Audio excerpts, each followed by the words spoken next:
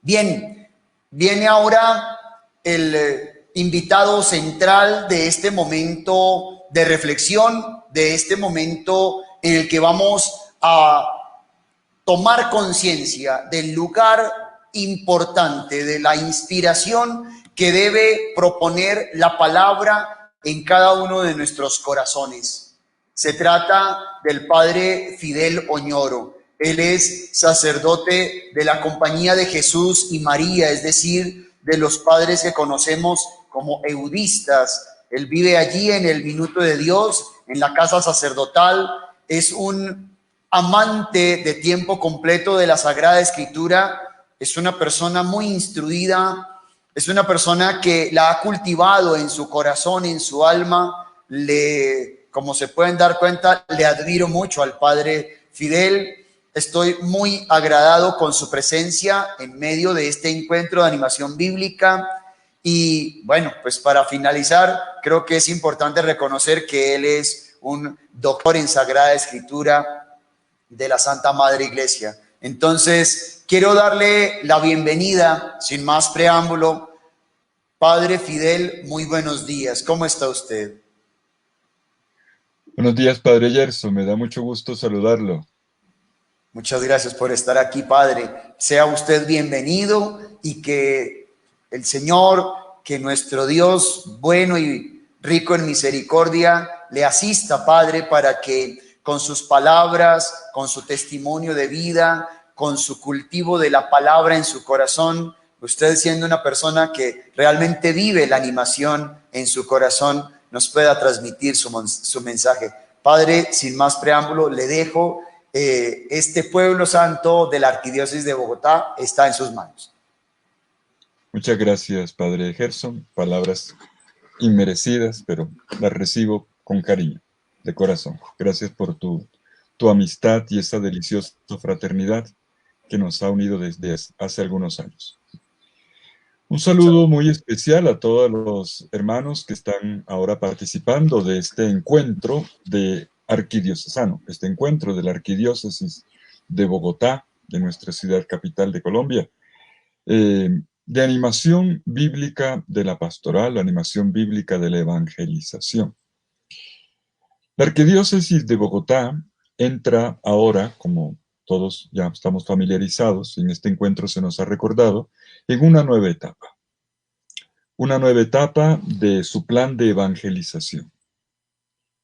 Y siempre lo hemos aprendido, creo que lo tenemos muy incorporado como discípulos misioneros del Señor. En el principio está la palabra. La palabra no es un relleno de los documentos, la palabra, no. La palabra está en el fundamento. Dios creó en el principio, desde la palabra. Jesús en el principio es el verbo. Y no hay día que podamos empezar fundamentar no es simplemente fundamentalismo, no, es apoyarnos y encontrar allí la fuerza, el impulso, la visión, si no es desde la palabra. Si esto lo hacemos cada día, cada semana, con la asamblea dominical, con mayor razón en las diversas etapas de la vida. Pues ese es el propósito de este momento. La palabra nos da el impulso en esta nueva etapa del caminar de la arquidiócesis, del proyecto evangelizador de la Arquidiócesis de Bogotá. Y vamos a colocar un texto, no pudiendo entrar en toda la Sagrada Escritura como nos gustaría, vamos a tomar un texto, y un texto que es muy familiar al lema, a la invitación, al llamado de esta nueva etapa. Cuando se nos pide no solo caminar, sino aprender un ritmo. Caminar como iglesia a buen ritmo.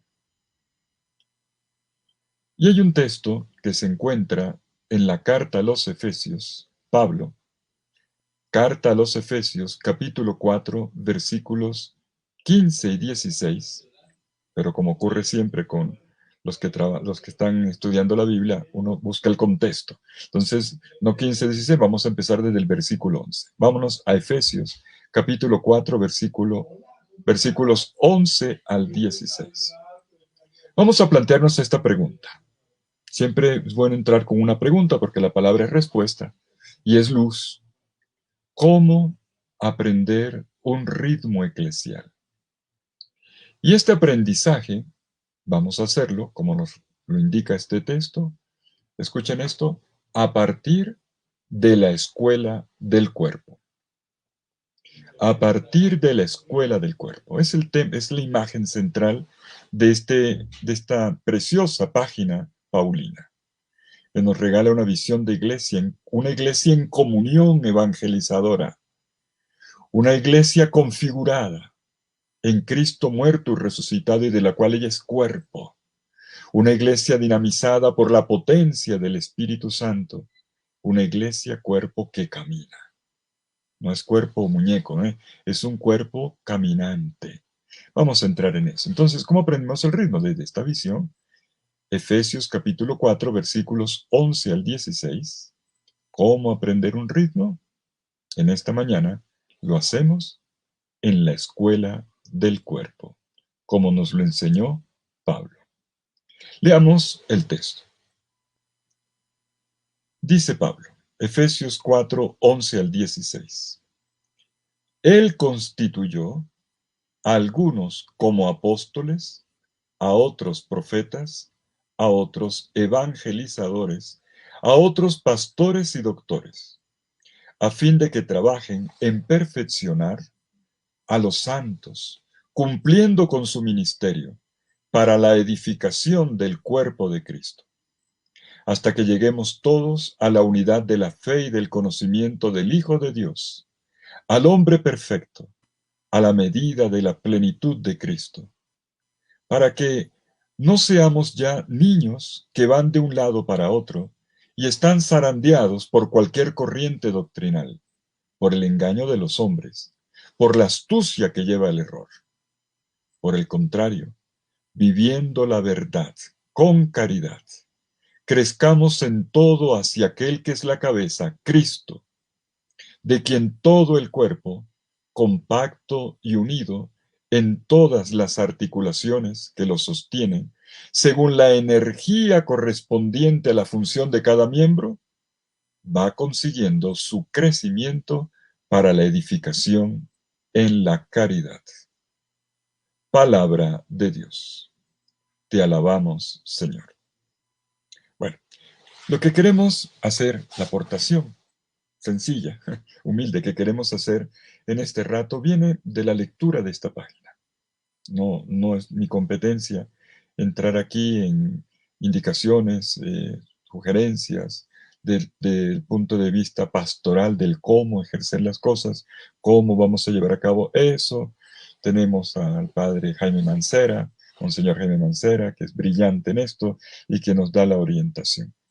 Lo que yo quiero proponer es sencillamente pongámonos a la escucha de este texto de Efesios 4, 11 al 16. Y vamos a dar 3 pasos. Uno, primer paso, vamos a colocarnos delante de esto que Pablo llama el misterio. La carta a los Efesios, como la de los Colosenses, es la carta del misterium de Dios. Este acontecer de Dios, el misterium de Dios que se revela. El amor de Dios en Jesucristo puesto a nuestro alcance y que trae para nosotros un misterio. Es una mistagogia, un camino del misterio hacia nosotros y de nosotros hacia el misterio. Es el punto de partida. No podríamos nosotros entender el planteamiento si no partimos de ahí. Y resulta que este misterio nos plantea, es una figura geométrica. Es la geometría latente en el cosmos. Esto es muy de la carta a los Efesios, de estas cartas post-paulinas o tardías de Pablo, donde hay una visión cósmica. Es una visión cósmica. Y por esto muy madura, muy avanzada, muy totalizante. Primer paso, la geometría latente del cosmos. Y vamos a ver que esto que parece tan abstracto, en realidad no es otra cosa que el retrato de las pequeñas comunidades. Del dinamismo, de la vitalidad, de la identidad de las pequeñas comunidades en cuanto presencia viva de Cristo resucitado en el mundo. Segundo, vamos a pasar de aquí a la pedagogía del cuerpo. Pablo quiso explicarle esto a las comunidades, o mejor, dinamizar el camino evangelizador de las comunidades por él fundadas, es lo que esta carta refleja, así sea tardíamente, a partir de una imagen, la imagen del cuerpo. Por eso he titulado esta intervención La escuela del cuerpo, una pastoral en la escuela del cuerpo, una animación bíblica de la evangelización en la escuela del cuerpo. Y vuelvo en un tercer momento, después de haber dado la geometría al principio, después de haber entrado en la escuela del cuerpo, volvemos a salir. La geometría y el aliento de este cuerpo que es la iglesia, en la iglesia.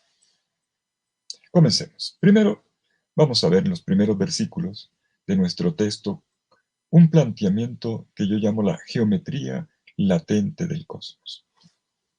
Pues resulta que la carta a los Efesios, escrita por una comunidad que floreció en la memoria de la enseñanza de San Pablo, con esto estoy diciendo que yo pienso que, como muchos, que no es una carta escrita directamente por Pablo, es una carta deuteropaulina, post-paulina, no por eso menos paulina, este es el punto.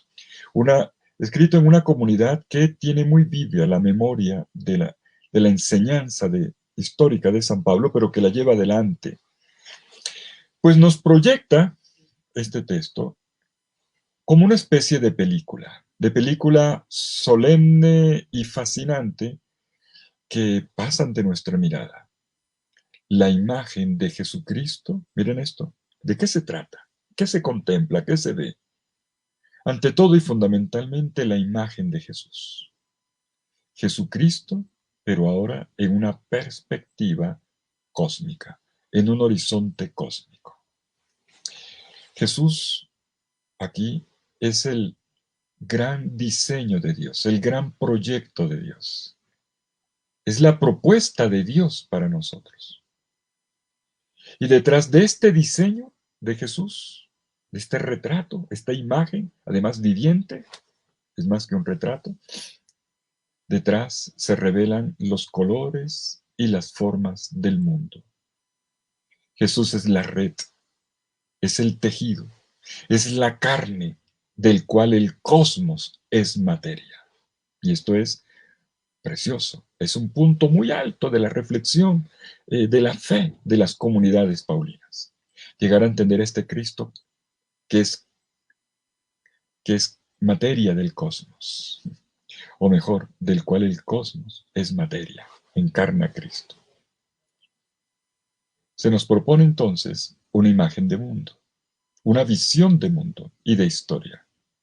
El mundo como un cuerpo, como un gran organismo viviente, muy vital, es una imagen vitalista, que se alimenta, como todo cuerpo, de relaciones.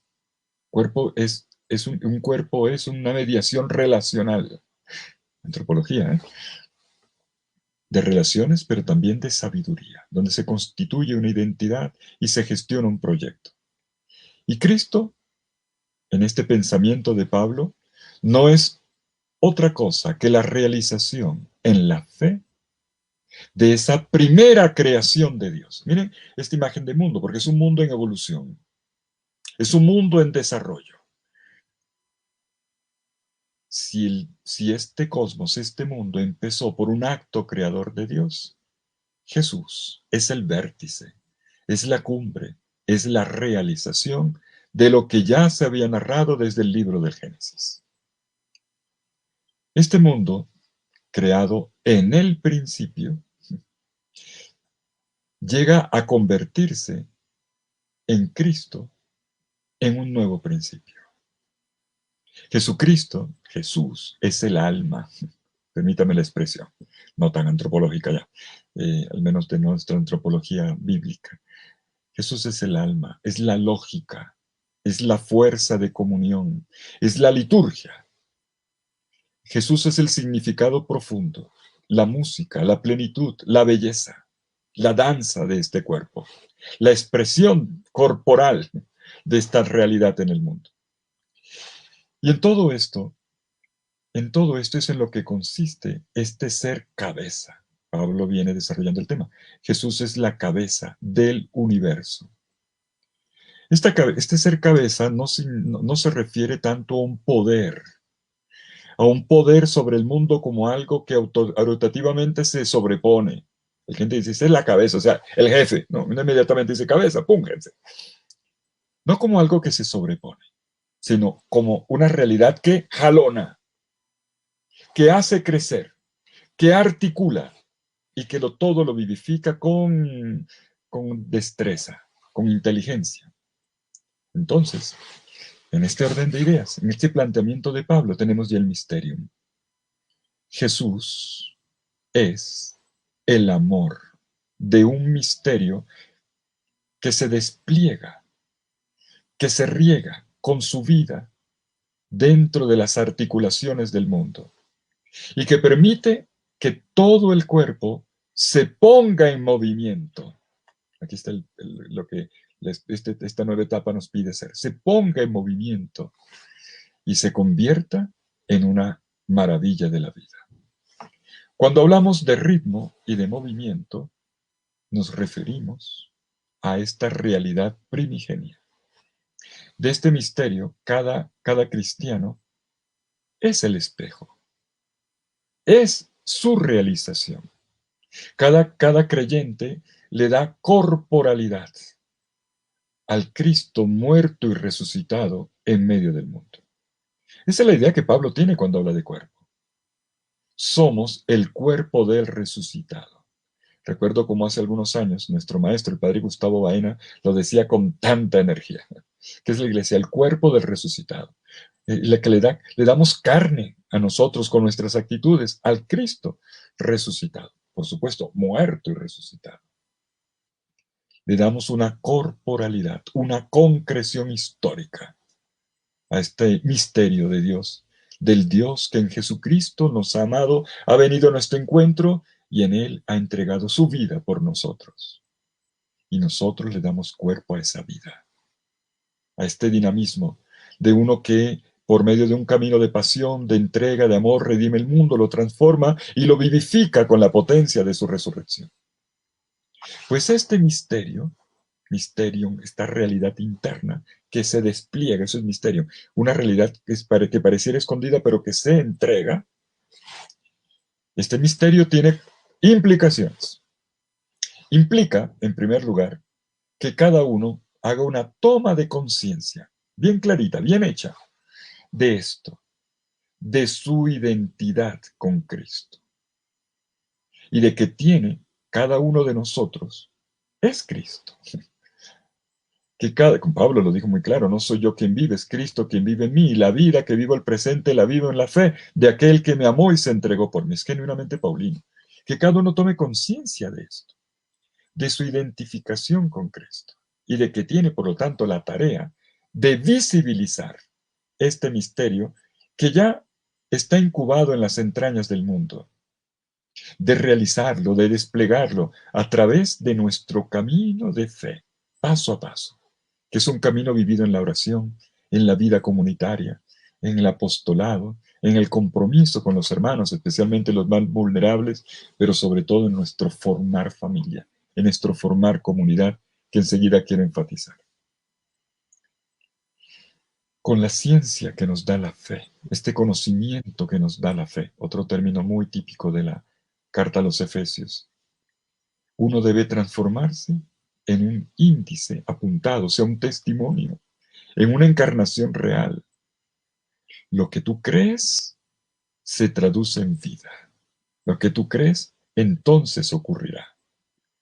Cristo, muerto y resucitado, purificando, redimiendo, salvando, transfigurando en la belleza de la vida plena este mundo en el que vivimos. Y esto es muy importante recordarlo, sobre todo ahora, en un planeta tembloroso, miedoso, bueno, amenazado de muerte.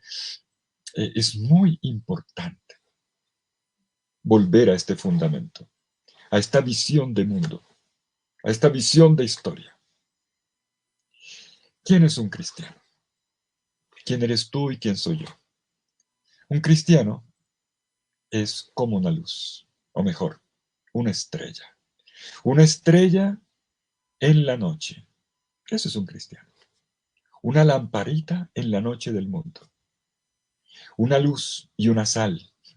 Nos ha enseñado este plan de la Arquidiócesis de Bogotá. Sal y luz, por ahí empezamos. Sal y luz en medio de la sociedad. Una sociedad donde se está arraigando siempre el Evangelio y que se expresa en la comunidad. Un Evangelio que se transforma en dinamismo de vida comunitaria en pequeñas comunidades. Y ahí cada cristiano es una estrellita capaz de guiar este viaje de la gente, de sus búsquedas, mejor, de esta construcción de ciudad, de una ciudad grande, compleja. Un cristiano es aquel que hace su aportación, su granito de arena, o ahora, mejor, su lucecita, en esta navegación que hacemos por los caminos de la noche. ¿Cómo les parece la carta a los Efesios? Ese es su planteamiento. ¿Qué es un cristiano? Vuelvo sobre el punto. ¿Qué es un creyente? Un bautizado. ¿Quién eres tú y yo? Un ojo iluminado. Un ojo iluminado quiere decir un profeta. Un ojo iluminado capaz de dar visión, de dar proyección, de hacer planteamiento, de hacer planteamiento. Eso es lo profético. Un rayo de luz, una palabra oportuna, una iniciativa creativa y atrevida, capaz de ser centinela de la mañana que ya viene, de anticipar este reino que será definitivo, con iniciativas concretas de transformación en medio de la sociedad. Es la iglesia en el mundo que hace presente el reino de Dios. Pero volvamos a Pablo. Digámoslo con lenguaje paulino y demos el paso número 2. Pablo quiere ahora educar a las comunidades, Pablo, los de su escuela en Éfeso, del conjunto de comunidades del entorno de Éfeso en la Grecia turca, en la Grecia que queda en Turquía. Era mundo griego, pero estaba en la península anatólica, en Turquía. Pablo y su escuela se dan cuenta que hay que formar la comunidad para que llegue a hacer esto. A mí me llama la atención esto, ¿saben? Permítame que haga el comentario. Una vez escucha colegas, hermanos, pastores de iglesia, que dicen, pero es que la gente no colabora. Es que a la gente le falta compromiso. Y a lo mejor es verdad. No digo que no. Pero esa no es la actitud de un pastor. Pastor no se lamenta. Pastor tiene que enseñar a caminar. Tiene que educar, formar. ¿Cómo quieres ver tú una iglesia floreciente si no das formación? Si no enseñas a vivir. Y cuando digo formación, no me refiero a formación académica solamente. Me refiero a educar. Las CUNEF requieren educación. Y pregunte, no sé si aquí hay alguna mamá o algún papá, ¿cuánto tiempo les ha gastado educar los chinos, educar los hijos? Y todavía creo que no han terminado. Así ya tengan 40 años y sean hombres de pelo en pecho y barbudos. ¿Qué significa educar la iglesia? Educar la comunidad para que pueda llevar a cabo su misión, vivir su identidad, llevar a cabo su misión. Pablo, y aquí está el punto, lleva a las comunidades a una escuela, la escuela del cuerpo, del cual aprende la pedagogía. ¿Cómo puede entonces un cristiano llegar a ser lo que está llamado a ser? ¿Dónde puede aprender? ¿En qué escuela? Puede hacerlo, respuesta de Pablo, en la habitación más cercana que tiene, en su propia casa, que es su cuerpo. ¿Sí? Allí mismo donde se encuentra por primera vez uno, donde tú estás, donde cada uno, cada ser humano, se confronta con sus propias geometrías, con sus límites y con sus potencialidades. Y sobre esto, la carta a los Efesios es verdaderamente preciosa. Nos dice que una categoría básica que vive el cuerpo es la del crecimiento. Crecimiento, ¿sí? El cuerpo es un crecimiento continuo. Esto es la definición de cuerpo. Es un órgano siempre viviente, pero viviente en cuanto en crecimiento, en transformación constante. Y esto nos va a dar una nueva imagen de iglesia, ¿eh? No es de aquello que está hecho, que está maqueteado y que está ya determinado en libritos. O aquello que ya está aquí tremendamente organizado. No, no, no, no, no, no. Si es cuerpo, está en crecimiento. Y si está en crecimiento, está en transformación, en replanteamiento constante. Eso es lo que quiero hoy argumentar de manera especial. Porque el ritmo del caminar tiene que ver con esto. En el cuerpo, escúcheme, en el cuerpo nunca hay nada estático, ni estacionario. Siempre se está en movimiento. O sea, siempre se está generando. Todo cambia con el latido del corazón, como con cada vibración del sistema nervioso, con cada respiración, como también con cada movimiento que hacemos. El movimiento, el movimiento indica que hay vida en nosotros, que estamos vivos. Señala un hecho fundamental, que nuestro cuerpo vive. Y aquí quiero hacer una precisión. Hace 70 años, un biólogo, un científico, biólogo chileno, qué hermosura, un latinoamericano, se llama Humberto Maturana. No tiene nada que ver con fútbol, ¿eh? El científico Humberto Maturana creó una teoría que llamó de la autopoiesis. Ya comenzaron las palabras raras, ¿eh? La autopoiesis. Auto, asimismo, poiesis, hacer. La creación de sí mismo. Y con su teoría de la autopoiesis, más que una teoría, es un planteamiento científico, revolucionó nada más y nada menos que el concepto de vida. Él puso a pensar a la comunidad científica y fue llamado incluso por el comité de Nobel a explicar el asunto. Y puso su teoría a hablar a muchos filósofos. Decía el biólogo que los seres vivos somos sistemas autopoiéticos moleculares. A ver quién entiende eso. O sea, sistemas moleculares que nos producimos a nosotros mismos. Bueno, es sencillamente una constatación, ¿eh? El cuerpo continuamente está generando. Una célula genera otra y todo el tiempo estamos en esas. Y la realización de esta producción de sí mismo como sistema molecular constituye el vivir. Esa es su definición. Evidentemente es una definición meramente biológica, aclarémoslo, meramente biológica. Pero esto es interesante, porque Pablo está mirando allá lo biológico para luego hablar de una realidad que lo supera. Con la teoría, esta teoría, eh, todo ser vivo, que es un sistema cerrado, completo, continuamente creándose a sí mismo y por lo tanto reparándose. Por eso cuando nos herimos, inmediatamente el cuerpo regenera y llena el hueco, cicatriza. El cuerpo se está siempre manteniendo y modificando. El ejemplo más simple es el que ya acabo de decir, el de una herida que sana. El cuerpo se rehace. Lo que nos diferencia de una maquinaria es que nosotros mismos nos podemos gestionar. Hay una inteligencia que produce esto, que lleva esto, hay una orden.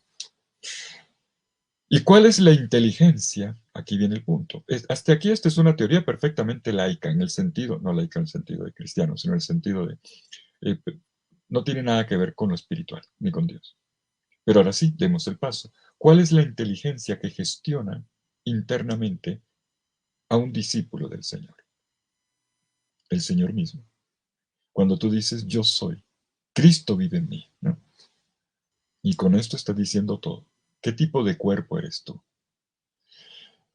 No quiero entrar en definiciones de vida, no es el caso. En este momento, a disposición tenemos al menos 6 en el escenario científico.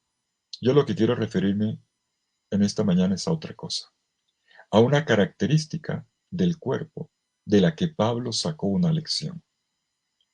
Cuando Pablo dijo que la iglesia es el cuerpo de Cristo, no estaba diseñando un sistema organizacional. Lo digo porque algunos exegetas, y ni se diga, luego esto le han sacado el jugo para indicar la jerarquía. Como un sistema, porque entonces usted es el cuerpo, yo soy la mano, pero aquel, como el otro, aquel es la cabeza, estoy en Cristo cabeza, yo soy el que mando. Pablo no estaba hablando de eso, con todo respeto de los teólogos del ministerio. Pablo no estaba diseñando un sistema organizacional cuando dijo que la iglesia era cuerpo. Y nosotros, a propósito de eso, nos la pasamos haciendo organigramas. Pensamos que podemos resolver la pastoral con cuadritos, haciendo cuadritos que al final funcionan muy poco, muy poco.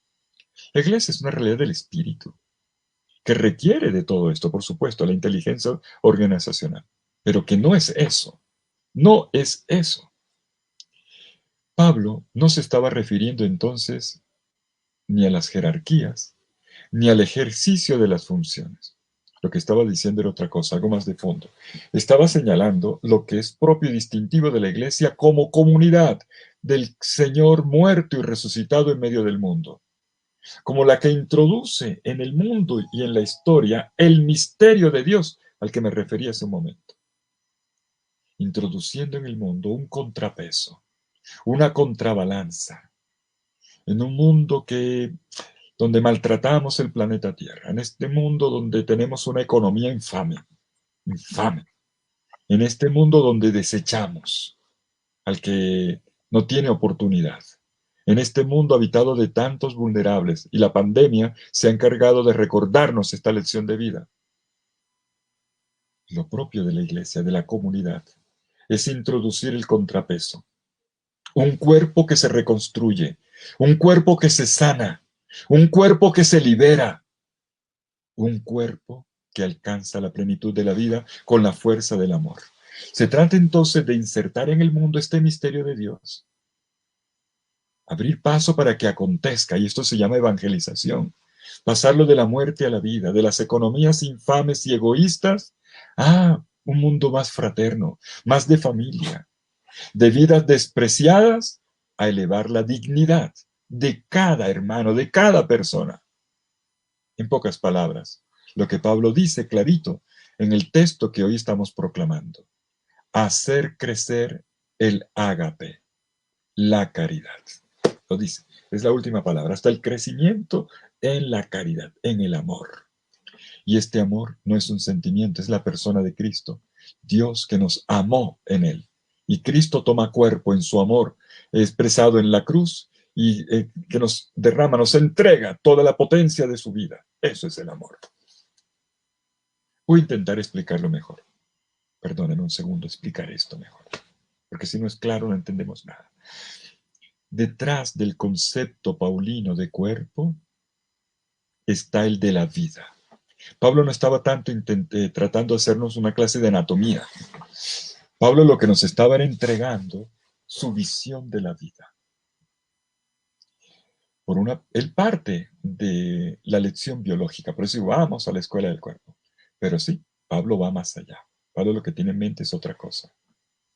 Y retomemos brevemente el primer sentido, la vida biológica. Curiosamente, el concepto de Pablo está muy cerca de esta teoría de la autopoiesis, de esto que los científicos y los filósofos hoy afirman como la vida, que se puede resumir así. Lo que no está generando simplemente muere. Eso es la autopoiesis. Tiene que estar ocurriendo continuamente el crecimiento, porque cuando nos detenemos, cuando paramos, morimos. Vivir, entonces, significa crecer, cambiar, mutar, hacernos nuevos y diferentes. ¿En función de qué? ¿De qué? Del cuerpo de Cristo. Para que aparezca el cuerpo de Cristo. Esta es la enseñanza de la escuela del cuerpo. Nos hace entender, mis queridos amigos, que la fidelidad a la vida no consiste en ser rígidos en una posición. No es hacer momias, sino cuerpos vivientes. Y corremos el riesgo de hacer momias en la iglesia, con los tradicionalismos, con los integrismos. Eso es momificar. Es que las cosas no pueden, ya no son como antes, ya estamos mal.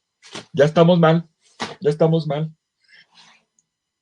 No consiste la fidelidad a la vida, no consiste en momificar, ni en cristalizar, ni en permanecer en posiciones rígidas, sino paradójicamente en la capacidad de moverse, de caminar, de avanzar, de renovarse, de convertirse en lenguaje cristiano. Esta es la conversión pastoral. Crecer en cada momento. Y el estudio del funcionamiento, de la dinámica de nuestro cuerpo, nos ayuda a darnos cuenta de una cosa todavía más preciosa, que su crecimiento involucra a cada órgano, cada parte, cada dedo, todos sus miembros, simultáneamente. Esto lo vemos claro en nuestros hijos, en los niños y en los adolescentes que están en el momento del estiramiento. Crecen tan rápido que no hay pantalón que les dure, ni falda que dure. Cada, cada transformación es un trabajo en equipo en el cuerpo. Ninguna parte crece por sí sola. Y no solo eso, sino incluso las articulaciones, que no son órganos en sí mismos.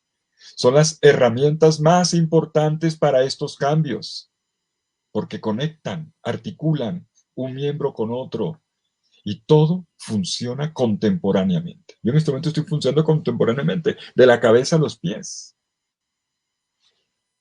No parecen nada, o casi nada, las pobres articulaciones.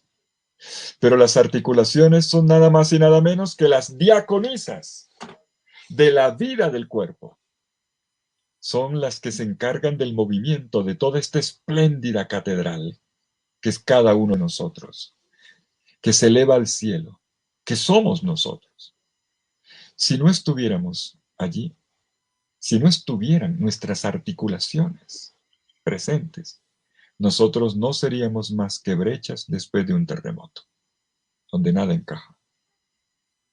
Pongámosle mucho cuidado a la lección que Pablo saca del cuerpo para dinamizar la comunidad. Este es el terreno, la comunidad, no los organigramas, no los edificios. Estamos tan preocupados por los edificios.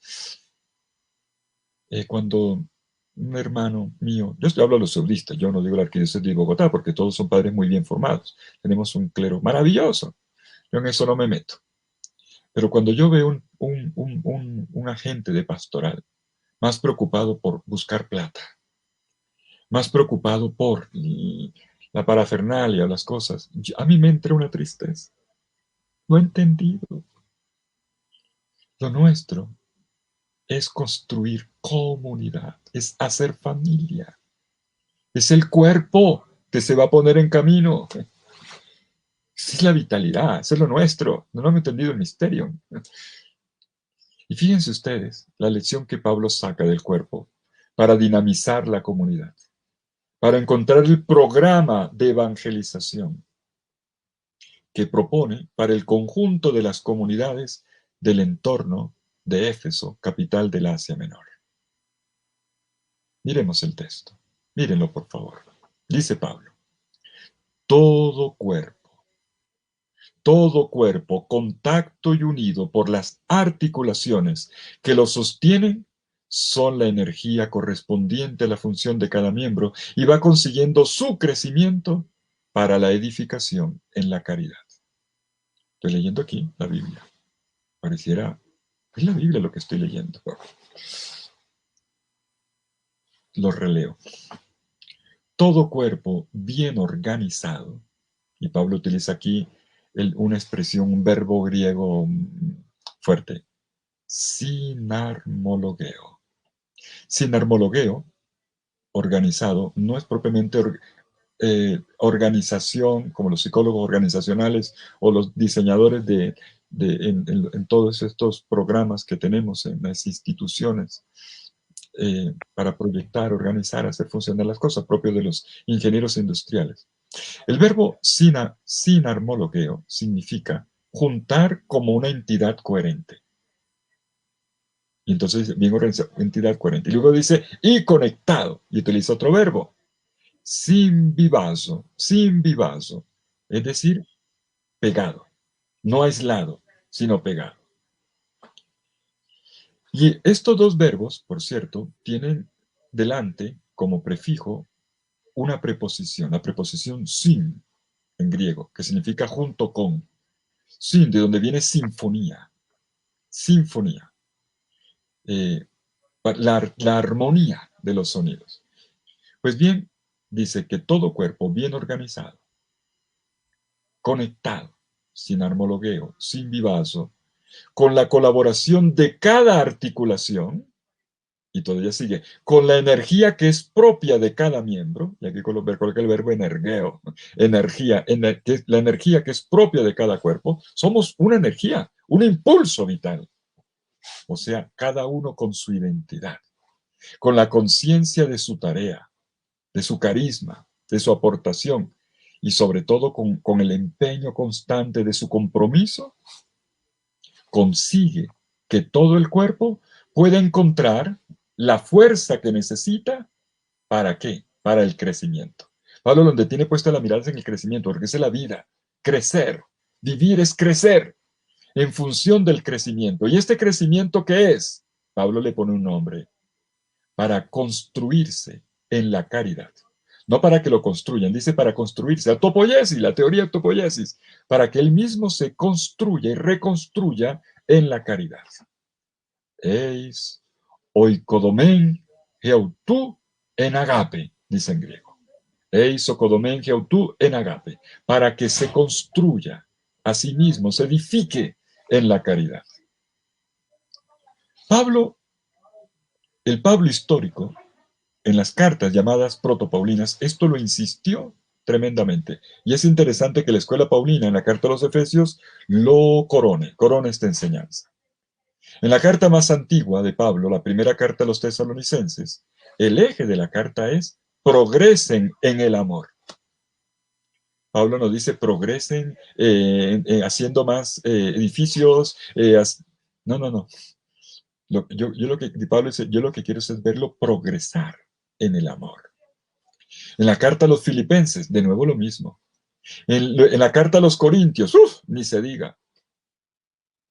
En la carta a los gálatas y a los romanos, madura este pensamiento, donde va a decir que este amor de Dios, que es una charis, una gracia, el amor de Dios que viene a mí de brazos abiertos en un crucificado y al que yo lo respondo y le entrego mi abrazo con la fe y nos llega, hace que en este abrazo sea lleno del Espíritu y yo me identifique, me haga uno en esa unidad con Cristo. Esto es lo que Pablo va a llamar entonces la caridad. El amor de Cristo en mí, que se convierte en amor de donación. Yo hago que en mí palpite continuamente el corazón de Cristo. Y este corazón de Cristo es el corazón del crucificado que se está vaciando, la kenosis, que se está entregando completamente por el otro. Que es la iglesia. Es la comunidad donde todos somos Cristo muerto, resucitado para el otro. Donde nos amamos con locura. Dispuestos a morir por el hermano. Como Cristo. Sí, no, como Cristo, no. En Cristo, en la persona de Cristo. Y por eso las articulaciones son tan importantes. ¿Por qué? Porque le dan a cada miembro la capacidad de expresar su energía, o sea, su impulso de amor y su carisma. Amor que se vuelve don es carisma. Y hacerla así, de forma efectiva, fructífera, combinándola con la de los demás miembros, sin por esto caer en competiciones, ni en celos pastorales, ni en ventaja del uno sobre el otro. Nada que ver. Nada que ver. La articulación es que cada uno despliegue lo mejor de sí mismo, que cada uno se ponga en camino, en movimiento, para entregarse. Y en esa entrega hace presente la vida, el misterio, Cristo muerto y resucitado en el mundo. El poder de la vida nace de esta sinergia. Una sinergia que la carta a los Efesios llama caridad. Ágape. también el cuerpo vive del ágape, o sea, de la comunión, del cuidado mutuo de cada hermano con su hermano, cuidar del otro. Esto es lo que da, esto es lo que da salud. Este es el cuerpo saludable, no donde hay gente disgregada, hay gente que viene un día sí o no, si es que viene, o gente que está en pelea con el otro. No, cuerpo saludable es la caridad. Esto es lo que hace crecer en salud el cuerpo, mejor dicho, el concierto de la vida, la sinfonía. Sí, 2 veces utilizó el swing, la sinfonía de la vida. La caridad entonces es un aprendizaje. Es un aprendizaje, no es simplemente mi impulso por hacerle el bien a los demás. No, no, no, no. No, no, no, no. Eso no es simplemente cristiano. Hacer el bien para eso no necesita ser cristiano. Es hacer el bien en Cristo. Y el bien de Cristo no tiene límites. Es a la manera de una cruz donde hay una entrega absoluta, eucarística, total. Entonces, se aprende cada vez que nos miramos en el espejo y vemos el cuerpo. ¿Cómo funciona mi cuerpo? Así funciona Cristo. Pero hay algo más. El crecimiento humano no solamente es físico. Aquí salimos, nos despegamos más de lo biológico. Lo utilicé solo como referencia, porque Pablo lo utilizó también. El crecimiento no es solo físico, es también psíquico. Cuidado con el tema de la salud mental. Es también moral, es también intelectual, es también espiritual. De lo contrario, pues, no seríamos gente. El crecimiento espiritual, por lo tanto, proporciona un mecanismo similar al del cuerpo. Y de hecho, las dos áreas, las dos áreas se entrelazan, se afectan, se compenetran, se complementan en cada persona. Pregunto, ¿dónde está la clave de este crecimiento? Miren lo que estoy insistiendo hoy. Estamos hablando de una etapa de evangelización que consiste en caminar y caminar a buen ritmo. Y yo le estoy colocando otro término que es muy de Pablo, crecer. Caminar, ponerse ritmo es hacer crecer. Y hacer crecer significa replantearse, porque eso es la vida, como lo hemos definido. ¿Dónde está la clave de este crecimiento? El crecimiento integral de una persona requiere de la otra palabra griega, paideia, requiere de la paideia, de la educación. Sin educación, sin formación, en la fe no hay crecimiento. Me encantó mucho escuchar en estos días la presentación del nuevo directorio catequético general por parte del padre Manuel Jiménez. Brillante, además, brillante. La educación en la fe. Si no educamos, y aquí tenemos que romper los esquemas también, los paradigmas educativos que tenemos desde chiquitos, pensamos que solamente la catequesis presacramental o la de la R o la catequesis un poco más. No, no, aquí se trata de educar. Un hijo suyo no es en el mundo si usted no lo educa.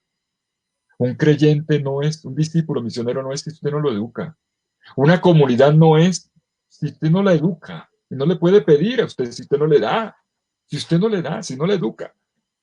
Educar en los valores del Evangelio. Educar en la vida. ¿Para qué? Para que llegue a ser. ¿Qué es lo que busca una educación? La maduración. Formar cristianos maduros con una conciencia adulta. Y esto es lo que Pablo entendió que había que hacer para que hubiera evangelización. Dinamizar a las comunidades desde aquí. Y Pablo tiene en vista la formación de Cristo en ellos. ¿Qué está educando en Cristo? Educar es formar, la paideia cristiana es la formación de Cristo en la comunidad, hasta que transfigure a Cristo. Educar aquí, en otras palabras, es configurar la existencia en Cristo. Y educar no es fácil, todos sabemos muy bien cuántas estrelladas nos hemos pegado formando un hermano en la comunidad, formando un hijo, cuántas cosas, cuántas decepciones nos llevamos, cuando pensamos que han entendido, no han entendido nada. Pero de eso se trata, educar, formar. Y es aquí, mis queridos amigos, donde la animación bíblica juega un papel importante. Porque la educación es una educación en el Evangelio, desde el Evangelio para el Evangelio. Y no estoy hablando de este libro.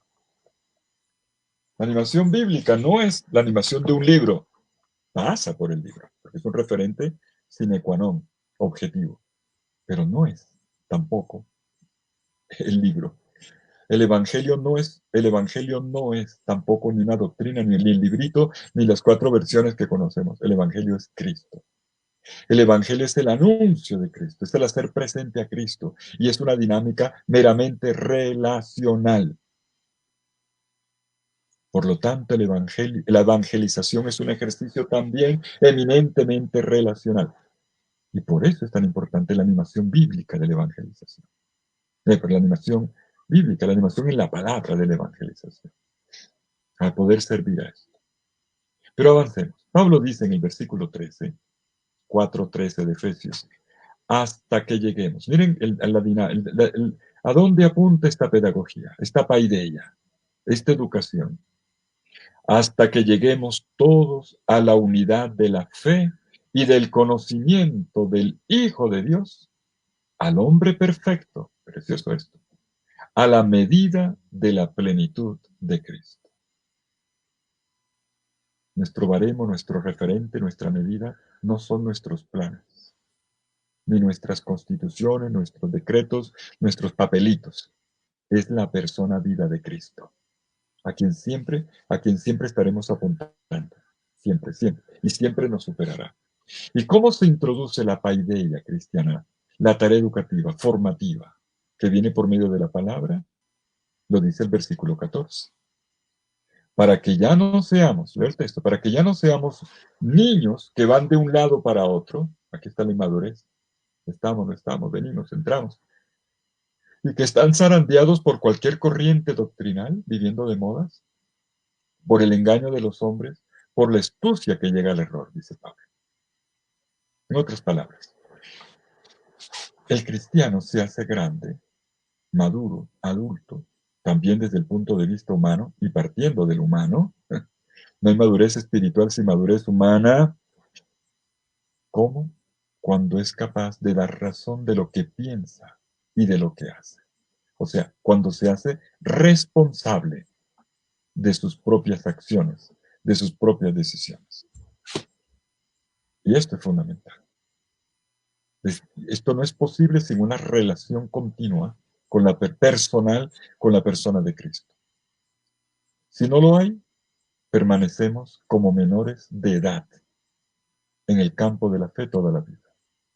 El Señor nos quiere niños, pero en otro sentido, no en el sentido de inmadurez.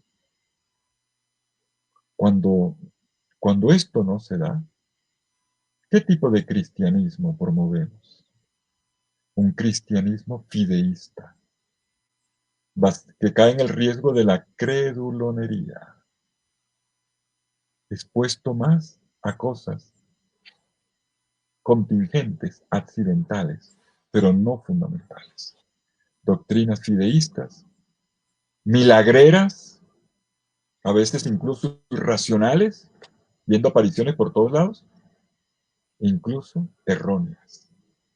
O sea, ignorantes de la verdad en la caridad. Pablo lo dice ahí, la verdad en la caridad. Eso es lo que hay que aprender. Quien no alcanza la madurez, la plena madurez humana, es incapaz de un verdadero testimonio de Jesucristo en el mundo. Ya no es luz, ya no es sal, ya no es nada. Por lo tanto, tenemos aquí un desafío grande, trabajoso. Llegar a ser nosotros en Bogotá, como persona y como comunidad, imagen del hombre que Dios quiere, de la humanidad perfecta, no gente mediocre, ni banal, ni superficial.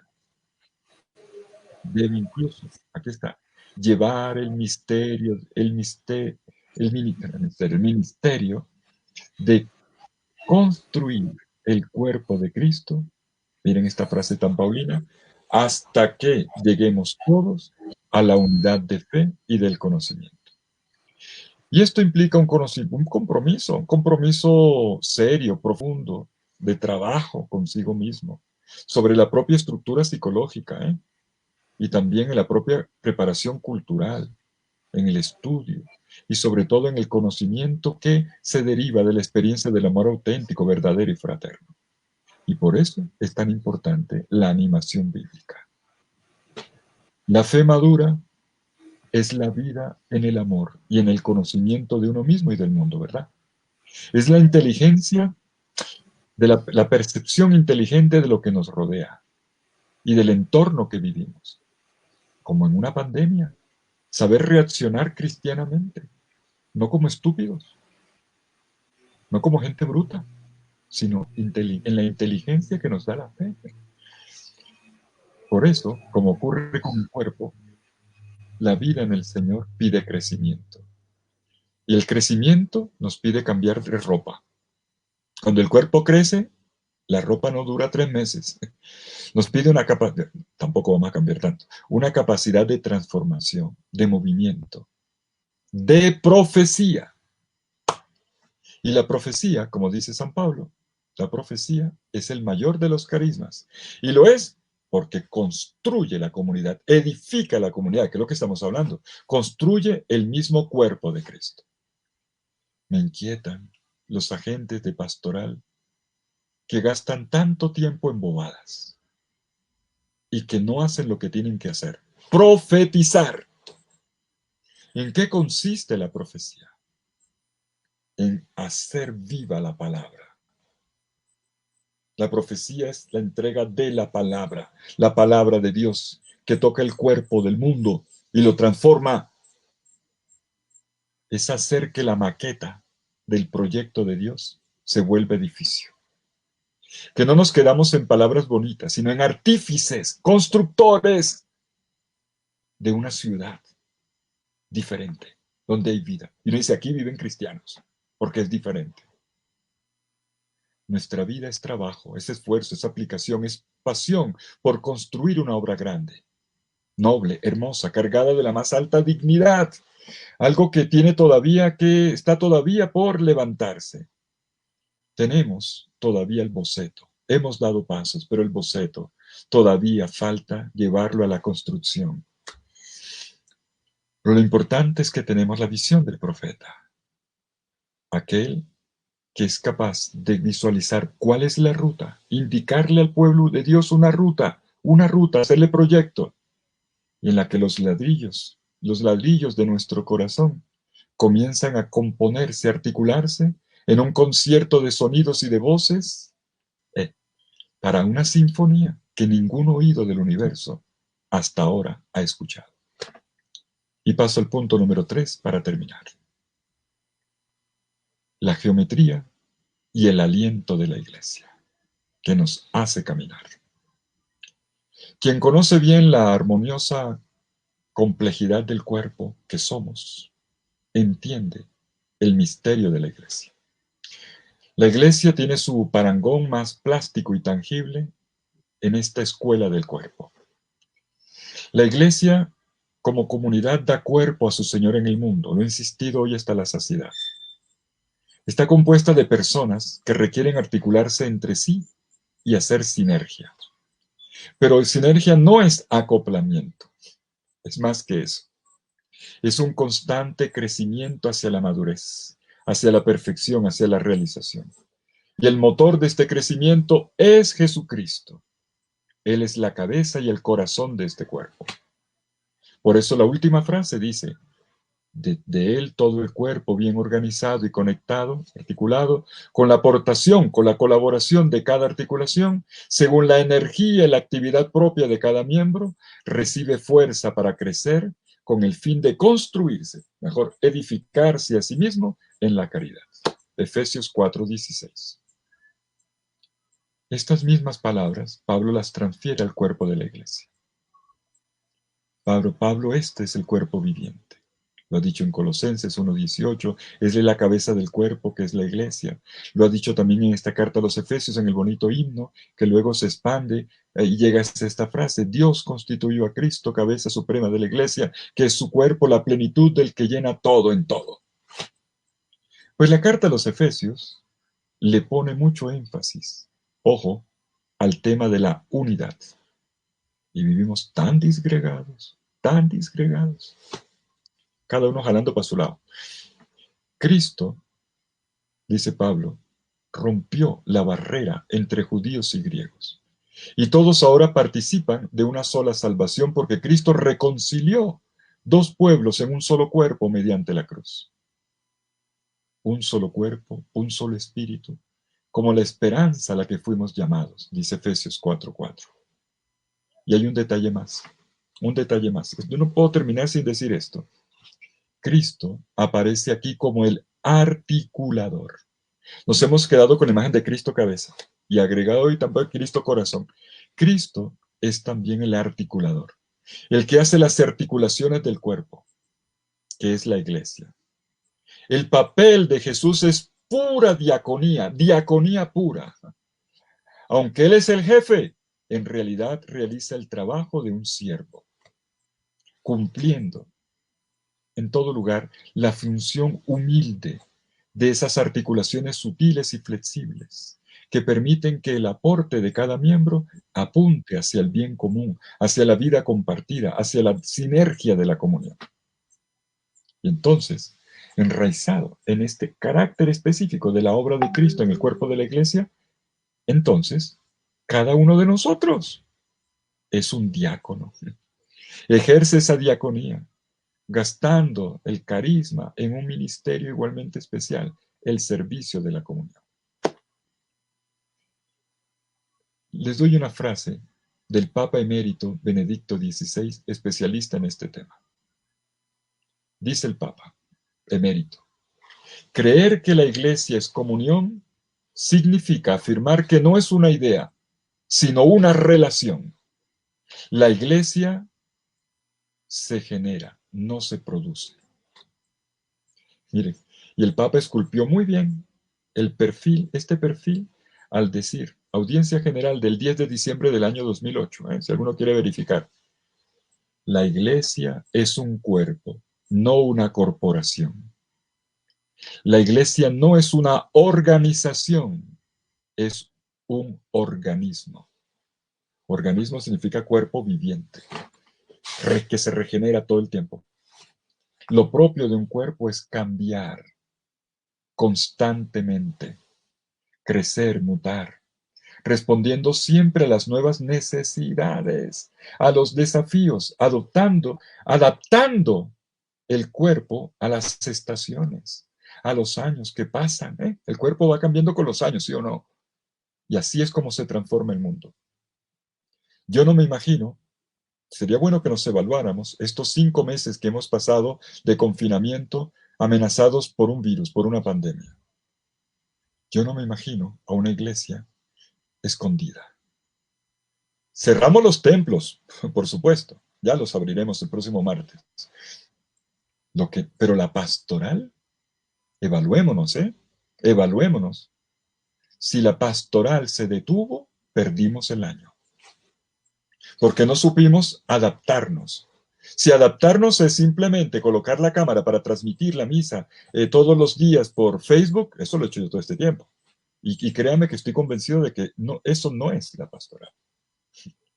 Ese es un momento pues, de apoyo, de presencia, pero no. Formas creativas. Una iglesia que es capaz de adaptarse. Ese es el cuerpo que crece. Ese es el cuerpo que camina. Ustedes que están pensando que caminar es simplemente salir por la 80 o por la séptima o por la Caracas y atonear, hacer septimazos. Esa es la iglesia que camina a buen ritmo. Dejémonos de bobadas. Es la iglesia que sabe caminar con la historia. Y ahora la historia se llama pandemia. Y vendrán otras cosas, y de pronto peores. Ni Dios lo quiera, pero vendrán cosas. Una iglesia capaz de responder a la altura de los desafíos. No una iglesia que se empequeñece No una iglesia alcanfor de emociones y que después, frente a los desafíos, se desapareció la iglesia. ¿Dónde está la palabra de la iglesia? ¿Dónde está la presencia de la iglesia? Una iglesia que se hace profecía. ¿Por qué? Porque sabe pronunciar la palabra y hacer la vida de forma nueva frente a los desafíos que tenemos en la sociedad. Eso se llama animación bíblica. Y si no, también ustedes y yo perdimos el año. Hasta que entendamos que en este ejercicio estamos construyendo, edificando comunidad, iglesia y sociedad, donde nadie puede ser sin el otro y donde ninguno está por encima del otro y donde nadie es sin el otro. Somos el uno para el otro, el uno en el otro. ¿Más claro? ¿Más claro? Y en esto juega un papel muy importante la ministerialidad. El ejercicio de la ministerialidad es el que nos saca del clericalismo, que es una forma de infidelidad también, de momificación. Me explico, en una perspectiva de comunión, como Pablo la plantea, ¿cuál es la relación entre los diversos ministerios? ¿Qué significa el ejercicio de la autoridad y la jerarquía de ministerios dentro de la comunidad? Tanto para Pedro como para Pablo, quienes nos dieron modelos muy precisos. Lo propio de un pastor, dice Pedro, primera Pedro 5.3, primera carta de Pedro 5.3, no es señorear sobre el rebaño que se le ha confiado, ni siquiera simplemente liderar, a veces confundimos pastoreo con liderazgo, sino convertirnos en rebaño, en modelos del rebaño. Pablo, hablándole a la comunidad de Corinto, les dice, 2 Corintios 1.24, no podemos ser dueños, no pretendemos ser dueños de vuestra fe. ¿Qué somos? Dice Pablo. Somos colaboradores de vuestra alegría. Lindo. Ese es el ejercicio del ministerio. Si nosotros miramos hacia atrás cómo se configuraban las relaciones entre la jerarquía y el resto del pueblo de Dios antes del Concilio Vaticano II, nos vamos a llevar sorpresas. La iglesia había terminado por estructurarse a partir de una línea rígidamente vertical que iba de Cristo al Papa, los obispos, los párrocos y los fieles. Interesante. No había mucho. ¿Cuál cuerpo? El cuerpo al final era el organigrama. Era el cuerpo organigrama, el cuerpo momificado, por Dios. No había mucho intercambio, comunicación recíproca entre los fieles, entre fieles y pastores, entre todos, entre categoría y categoría, incluso entre hombres y mujeres, incluso. A veces ocurría, ya no, pero entre los religiosos y los diocesanos, y cómo es la cosa, uy, Dios mío. Y el concilio sustituyó este modelo por otro, basado en la participación directa, redescubriendo la colegialidad de los obispos y la dignidad de las iglesias locales, la aportación tan valiosa de los carismas en la vida consagrada, activa y contemplativa, la importancia de los laicos y de los organismos de participación. Entonces, entramos en una nueva etapa, que es la que más se parece a la Escritura, la que más se parece a lo que Pablo había dicho. Y la convicción de fondo era esta: Dios no actúa en una sola dirección, de arriba para abajo, ¿no? Del cielo a la tierra, de la jerarquía a los fieles. Dios actúa también de abajo y sobre todo de abajo para arriba. Como un cuerpo, tema de hoy, como un cuerpo, donde la salud de los pies hace que el cerebro se sienta bien. Y si no, pregúntale a los médicos. Depende de la salud de los pies, mucha cosa. El camino, por donde uno camina. Y la variedad de carismas y ministerios hace que surja esta riqueza que beneficia a la iglesia y que podamos caminar juntos. La tarea del ministerio jerárquico es ayudar a discernir, a autenticar los carismas, no de reemplazarlos, que ese es el clericalismo, y mucho menos de vaciarlos de su novedad, que viene del Espíritu. Vaciarlos de energía, no, es apalancar para que todo esto funcione. Mis queridos amigos, esto es caminar. Esto es caminar. Esta es la nueva etapa que nos propone la Iglesia de Bogotá. Concluyo.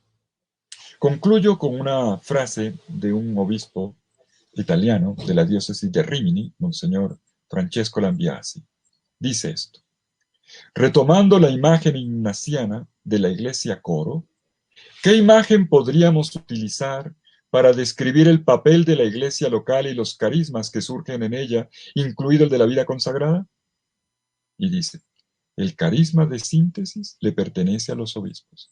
La responsabilidad de que se eviten los dos extremos, aquel de que quiere ser el conjunto del coro y que hace todo, y de los que quieren estar metidos en todo, y de aquellos que huyen de todo y delegan las tareas, que hagan los demás. En el primer caso, dice Lambiasi, se produciría un centralismo extremo. En otras palabras, clericalismo. En el segundo, un individualismo extremo. Yo voy, rezo, me confieso, comulgo, pero comunidad poco a poco, apostolado ni por ahí, compromiso social menos.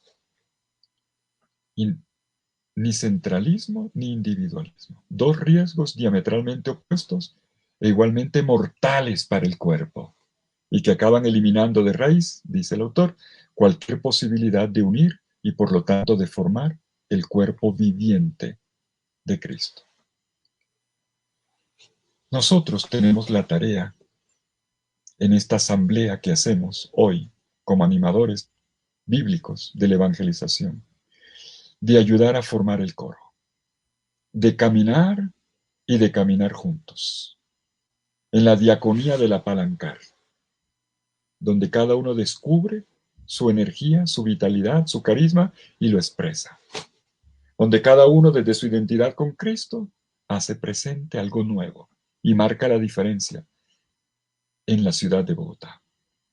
Pienso yo, permítame, si esto nos puede hacer pensar un poquito, que no podemos caer en aquella visión apocalíptica de Daniel capítulo 2, versículos 41 al 47. La gran estatua que vio Nabucodonosor.